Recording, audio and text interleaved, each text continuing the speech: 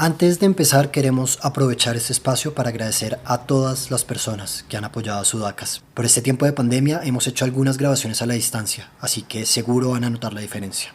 Y a todos los que se van sumando, les queremos dar la bienvenida e invitarlos a que nos sigan en Instagram como @sudacaspodcast. Así que allá nos vemos.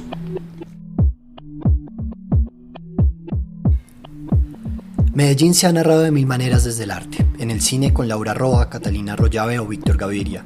En la literatura con Gonzalo Arango o Rocío Vélez de Piedradita. Y en la pintura con Débora Arango, entre muchos y muchas otras personalidades. En la voz afónica del nacido en Apartado Antioquia, Mateo Montaño, la ciudad es retratada desde la ironía y la crítica, con un estilo particular que destruye el contexto y lo reformula, dándole un doble sentido de una manera única. Es una de las mitades de Gordos Sarcasmos, beatmaker y solista cuyos discos son la evidencia de una nueva sangre en el rap de la montaña. Hoy, en Sudacas, Mateo Montaño, más conocido como Granuja. Mi nombre es Sebastián Narváez y les doy la bienvenida al 7º episodio de Sudacas, un podcast sobre la vida y la música con el apoyo de 070. Sucede que hay millones de latinoamericanos que se han despertado a ese hecho maravilloso de tener confianza en sí mismos. Sabemos cada vez mejor que somos latinoamericanos. Somos latinoamericanos. Cuando yo estaba más peladito, digamos de 16 años o algo así, tenía pues un convito, un parchecito y alguno me empezó a decir Granuja porque era pues muy necio. Él decía que porque era muy desvergonzado. Entonces como que así me dijeron mucho tiempo y se quedó como el apodo. Pues fue como, pues, o sea, saco temas, como allá Mateo, no, Granuja. Es como irreverente y que le importa poco lo que piensen los otros, como los dogmas, los estigmas y todas esas vainas. No soy un renegado, aunque tanto he renegado. Es el legado que no va a entender ningún negado. Yo pa' que quiero que me escuche un pelao. Lo que le gusta solo farra y lo que está más pegado. Granuja amargado, remilgado, aprendí a decir que no. Mandé a la mierda lo que me quita el oxígeno. Que si me imaginaban estos, I don't really know. Quisiera quedarme otro rato para I gotta go. No todos los que te rodean son amigos. Pa' un candado, una llave, sé por qué lo digo. En este crimen lo que más necesito es testigos. Pidiendo todo gratis son verdaderos mendigos. No lo sé, el tiempo no es perfecto. Viajemos a 1987, Apartado. ¿Qué estaba pasando en Apartado en 1987, en el contexto en el que tú naces y empiezas a crecer? ¿Cómo vives esa realidad? ¿Eras consciente de lo que estaba pasando?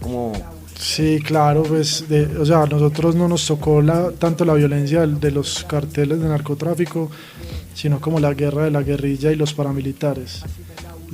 Por la zona bananera, digamos que esa tierra ha habido grupos peleándose por esa tierra desde hace muchísimos años porque es muy fértil, porque aparte tiene un puerto que es estratégico, pues una salida al mar y todo eso siempre ha sido usado pues como por las mafias, como por el narcotráfico en general, pues entonces siempre hubo esa pelea entre la guerrilla y los paramilitares. Entonces claro que obvio uno estaba consciente porque pues mataban gente cercana, digamos, mataron amigos de mi papá, de mis papás, pues se desaparecieron o los asesinaron.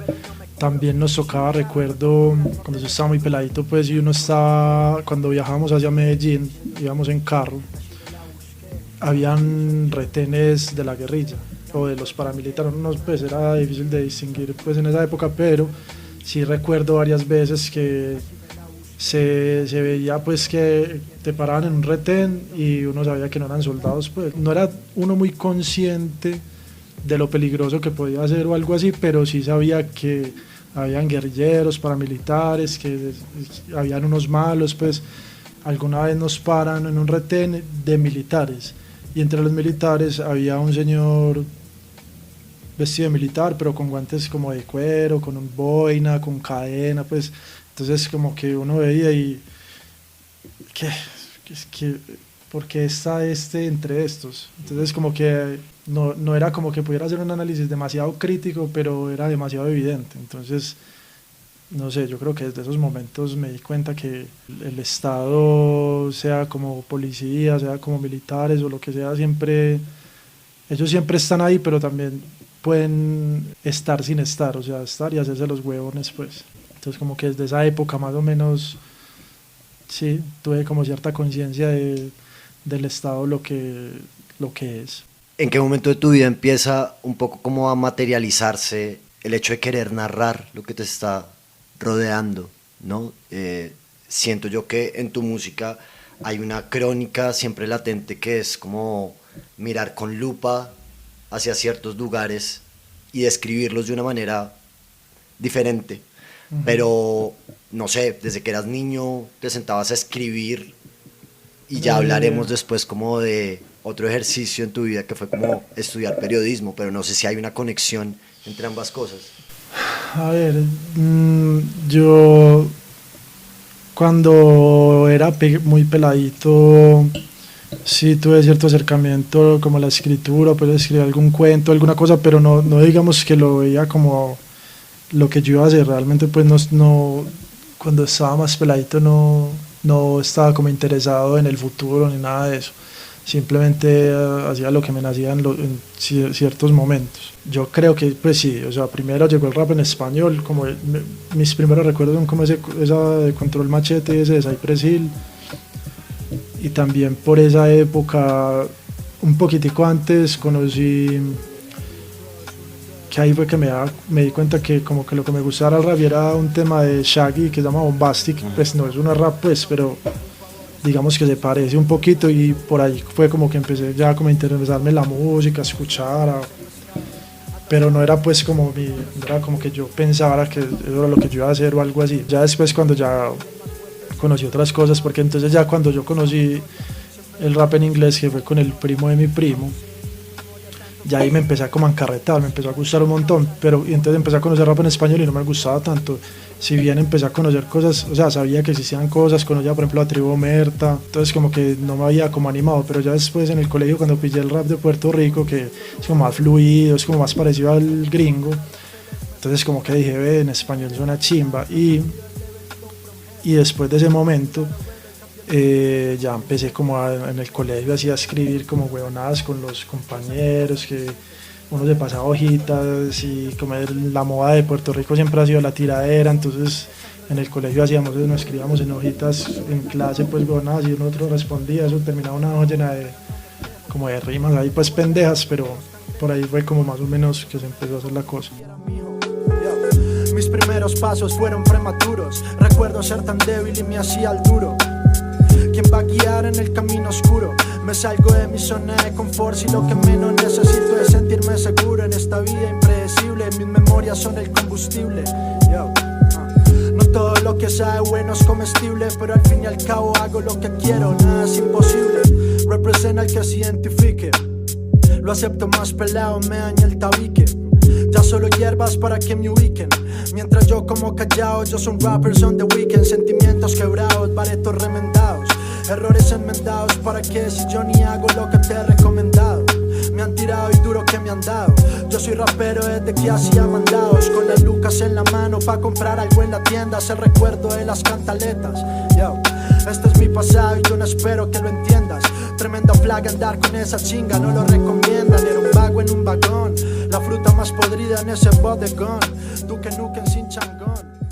¿Qué estaba sucediendo en tu cabeza cuando tomas la decisión de salir del colegio y decir como quiero estudiar Derecho? ¿En qué momento te cambia el chip de decir como quiero hacer, o sea, ya estoy pensando un poquito más en el futuro y me gustaría irme como por esta rama? ¿Por qué lo escogiste o fue como algo...? Creo que fue algo muy momentáneo. No le dicen, bueno, en la vida usted tiene que ir a primaria, después a bachillerato, después a la universidad, después trabajar. Entonces estaba como en ese chip, bueno, si ya salí del colegio, ya tengo que estudiar una carrera para estudiar, que después voy a salir y trabajar y lo que sea. Digamos que a la par yo siempre que estudié alguna cosa, a la par siempre estuve haciendo mi música, pues siempre estuve como desarrollando la parte musical, pues siempre me gustó mucho el rap, entonces desde el colegio yo escribía cosas, después yo nunca paré como a escribir cosas, de aprender a hacer pistas, de buscar, de aprender pues.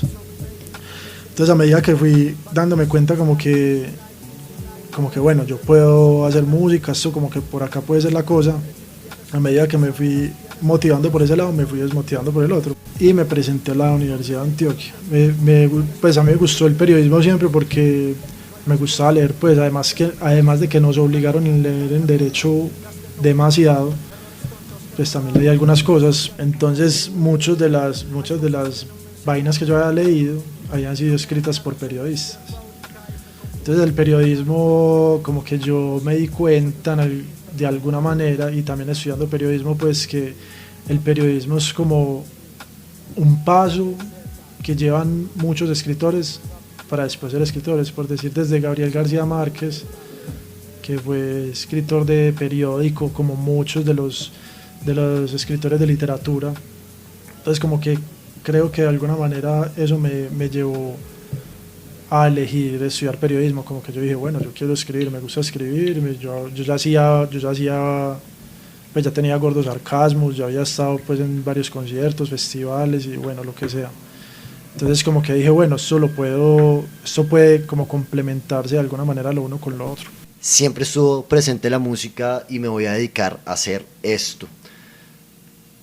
¿Empiezas solo? ¿Empiezas a producir primero? ¿Empiezas a juntarte con gente? ¿Cómo te conoces, digamos, como con la otra mitad de Gordos Sarcasmos, que es Sub-Zero? ¿Cómo fue ese momento en el que ya un poco como que empezó a dar más color eso de hacer rap? Pues yo primero aprendí como a escribir, o sea, a hacer rimas y a entender como las estructuras, a determinar cuándo podía empezar y cuándo podía acabar, como pues esa parte como de aprender a rapear.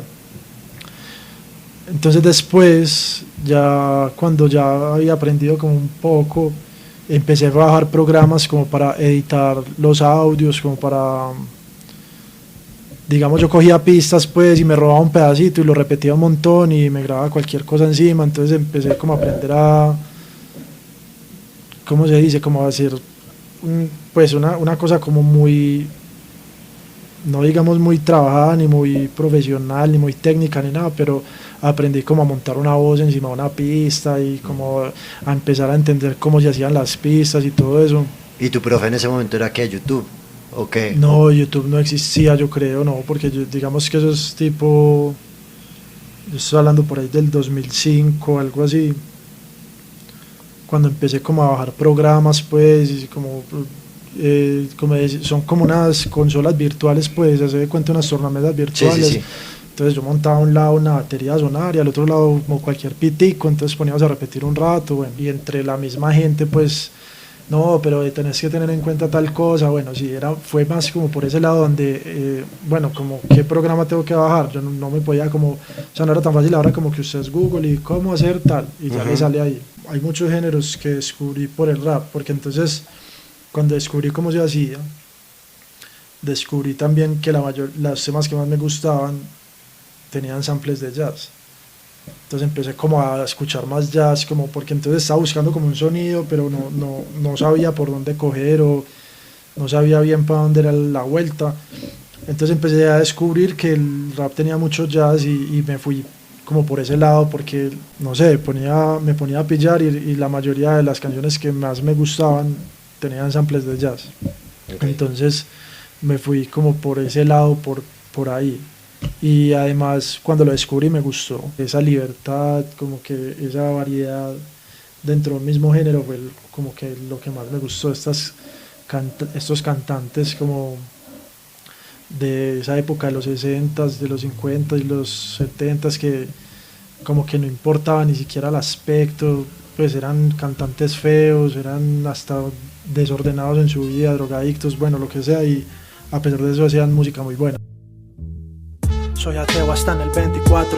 Si la vida no me mata, yo la mato. Me ha tocado ver de todo, tanta mierda y chicle que han pisado mis zapatos. El rap tiene sentido si lo hago por gusto. Y si te veo siempre uso plano gusto. Y justo hoy pensaba en vos y me maltrato. No sé qué es peor, si flaco y con ojeras o robusto. Y si me busco no me encuentro. Y si me encuentro fue que no busqué en mi cuarto. Pesadillas en el paraíso. Para eso me hubiera quedado en casa, pero el destino no quiso. Que haga todo con sumo cuidado no quiere decir que sea un sumiso. Es algo interno. Y empieza un poco como a llegar el proyecto de Gordos Sarcasmos. ¿Cómo conoces a Ciro? Yo conocí a Ciro porque no estoy seguro, fue en el 2008, 2009. Yo tenía unos parceros y yo rapeaba, pues yo ya sabía rap. Yo nunca había grabado nada real como profesional. Lo que había grabado había sido en mi casa, sin un micrófono profesional, pues como digamos algo más casero. Pero un día un parcero me escuchó cualquier cosa y me dijo, parce, tenés que grabar, tenés que grabar, tenés que grabar, tenés que grabar. Y yo conocí a otro parcero que había grabado alguna vez una canción. Entonces le pregunté a él, hey, tírame el contacto del man donde grabaste tu vuelta. Entonces le caí, grabé alguna cosa, después dije, no, pues, qué cosa tan chimba, voy a volver. Y a los 8 días volví, a los 8 días volví a volver y así sucesivamente hasta que ya, pues sí, me dediqué a ir a grabar mis cosas. Como todos mis gustos siempre apuntaron a algo similar. O sea, las cosas que me gustaban a mí también hacían una crítica, también desmentían, por decirlo de alguna manera, muchos dogmas que existen, por ejemplo, como la religión. Entonces yo desde muy pequeño pues entendí pues que para mí no había un Dios o no habían todas estas vainas religiosas que nos querían enseñar en el colegio.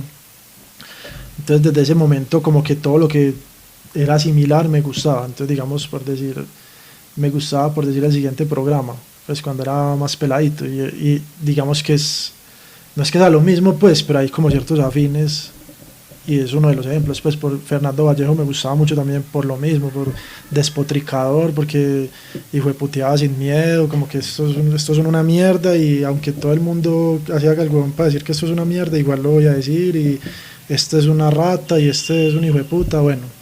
Entonces como que todos mis gustos tenían como esa presencia. La música muchas veces no se habla nada de eso, sino que sí, pues es como de pasar bien o del momento, de que todo es chévere o solo del amor y no, pues no toda la vida solo gira alrededor de eso. Entonces tomé como una temática que era no menos explorada, pero sí como menos comercial. Esto lo que es el Simius Metax, el simio mentiroso.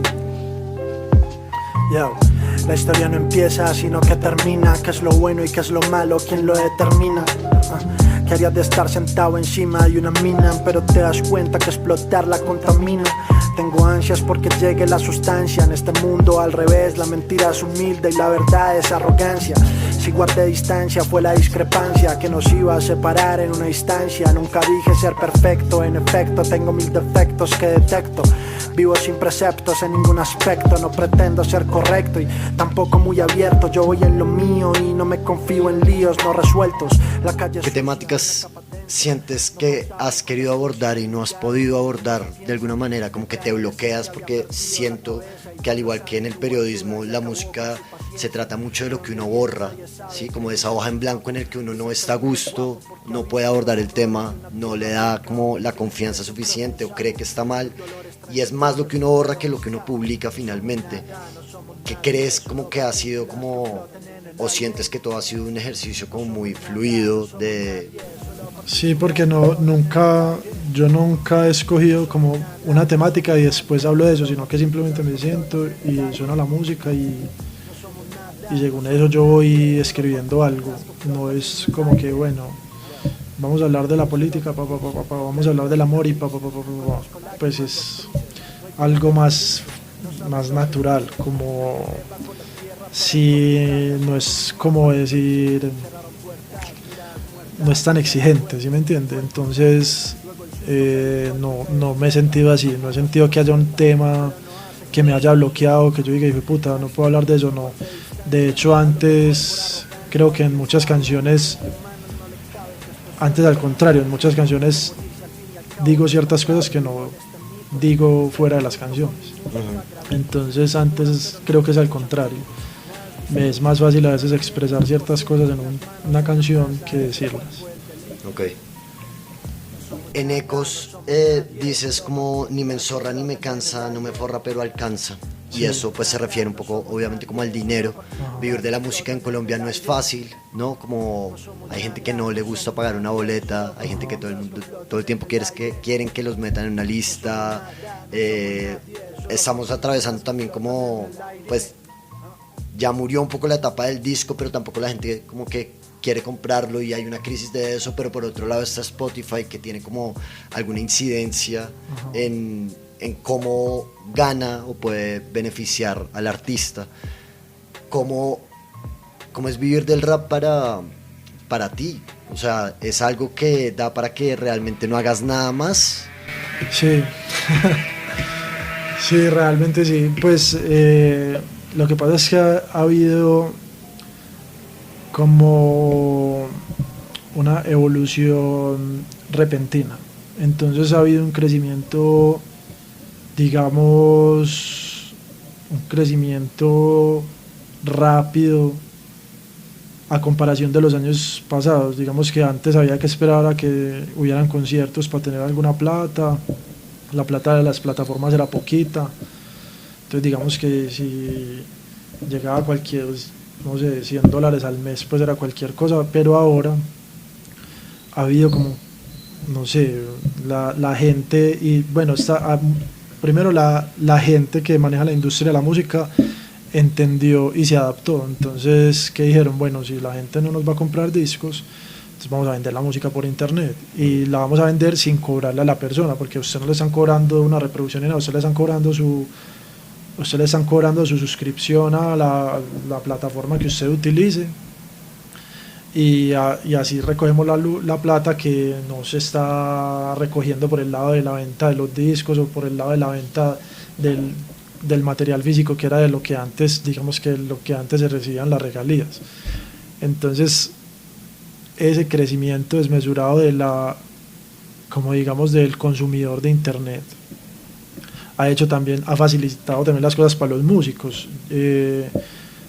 Ahora pues sí, pues si vos me preguntas que si me da para no hacer nada más, sí, porque yo siempre estoy acá en mi casa, pues yo no siento la necesidad de salir a buscar dinero por otro lado, y hay buena cantidad de conciertos al año, están esas regalías de internet que son muy buenas, y que Spotify paga bien, pues Spotify paga muy bien, y todas las otras plataformas sumadas pagan bien. Entonces como que el internet, y pues digamos que el internet es el medio, pero esta gente que trabaja como con las plataformas digitales ha sabido, no sé cómo es la estrategia, porque a veces, yo digo, esta gente cómo hace para pagarle a tanta gente tanto, porque pues hay muchísimos músicos que reciben plata de Spotify, pues sí, bueno, sí, no sé quién fue el genio que hizo eso, pero ahí nos tiene a todos como tranquilos, bacano, sí, como sin necesidad de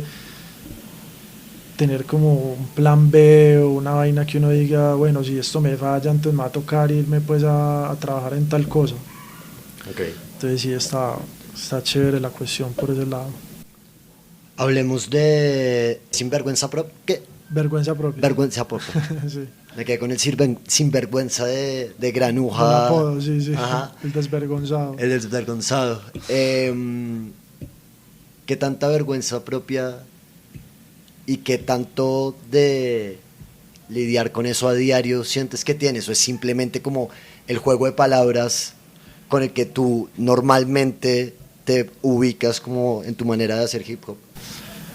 Pues no es tanto un juego de palabras, es algo con más significado, como que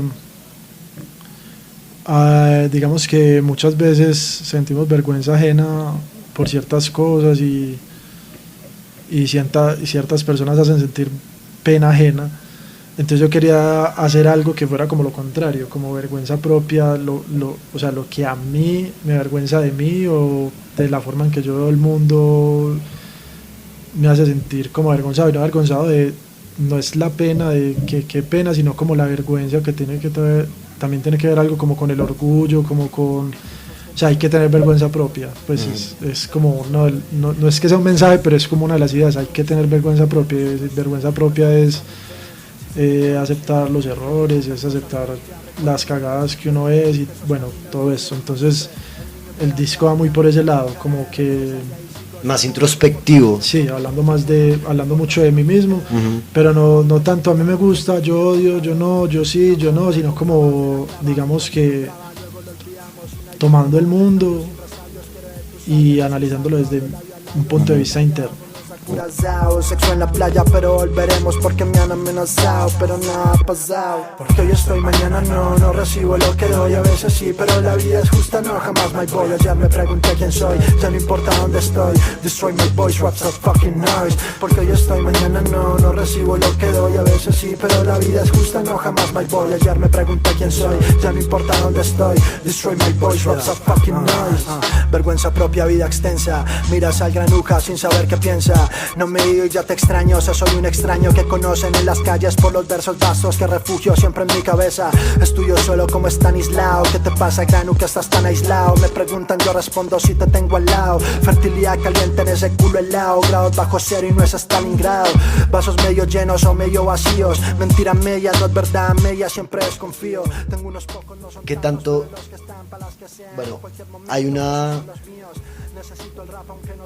exploración o un crecimiento, digamos, como del hip hop en Colombia en los últimos 5 o 6 años, ¿no? Ha tenido momentos muy importantes como quizás 2016, 2017, en el que se han hecho para mí los mejores discos, y Medellín es una de esas fábricas, ¿no? Que tiene como un montón de talento que va saliendo, que va cada vez mejorando y superándose de alguna manera.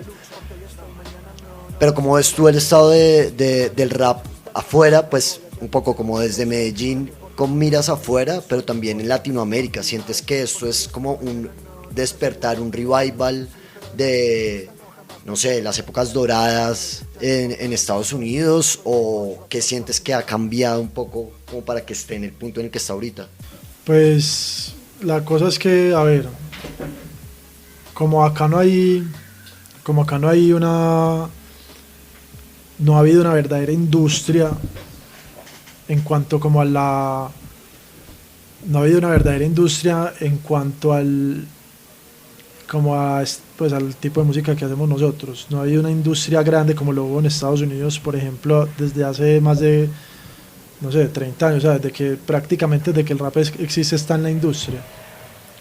En cambio acá siempre ha habido con cierta marginalidad, pero eso es lo que yo te hablaba de las redes, de internet y de cómo la gente ya llega fácil a la información. Pues antes, digamos que en los 90 usted si conocía un álbum es porque alguien se lo había mostrado, o porque usted lo había visto en algún canal o alguna cosa así, pero ahora es que usted se puede sentar a buscar, bueno, rap en español y pum, y eso le va a salir una lista, pues, y usted, o sea, es más fácil investigar ahora, es más fácil conocer.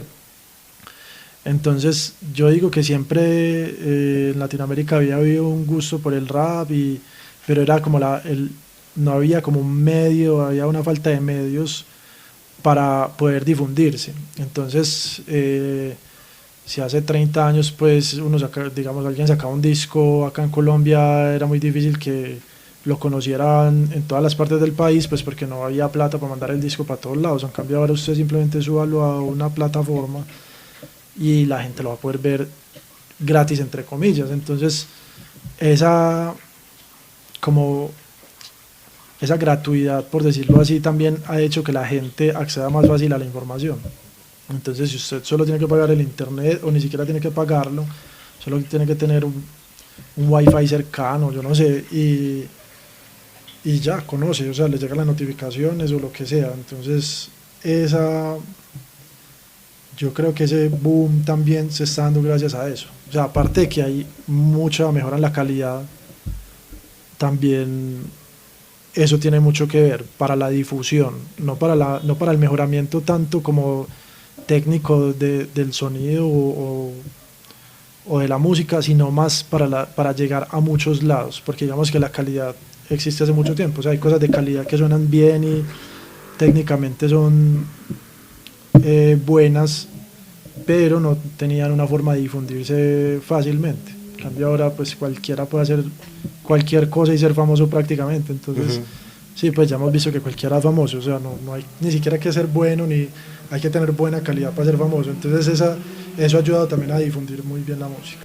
Ahorita que hablabas justamente como de eso, hay gente que quiere simplemente ser famosa, ¿no? Entonces sí, hace pop porque es, digamos, como, no sé, un paso más rápido de pronto. Hay quien hace reggaetón porque quiere otra vez como montarse en la ola, que siento yo que tiene como algo que le reconozco mucho al reggaetón, es que logró poner el español a nivel mundial, lo está imponiendo, ¿no? O sea, más allá de que sea bueno o sea malo su calidad, sea una o la otra.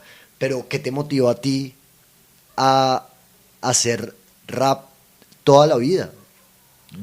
¿Hasta dónde quieres llegar con el rap? Parce, no, es que, a ver, no es como una decisión ni siquiera, es como yo hago lo que me gusta y eso es lo que a mí siempre me ha gustado. Entonces, si hiciera otra cosa estaría haciendo algo que no me gusta.